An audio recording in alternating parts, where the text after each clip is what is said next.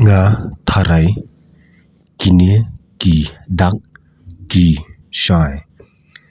Nga tharai kine ki dak ki shai. I think these letters are clear.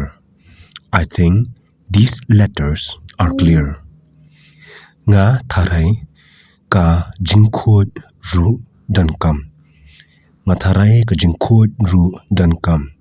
I think cleanliness also is needed.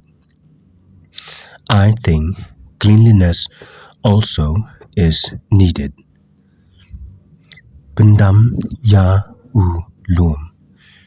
Pendam ya ulum. Erase the mountain.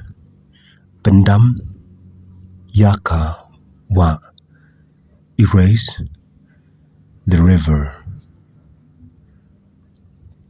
Kan itinan show. It won't be beautiful anymore. It won't be beautiful anymore. Kan itinan show. It won't be beautiful anymore. To shna no kham kloy menta. Okay, make it faster now. To shna no kham kloy menta. Okay, make it faster now. Ngan le kham kloy kat ba la. Ngan le kham kloy kat ba la. I will make it as soon as possible.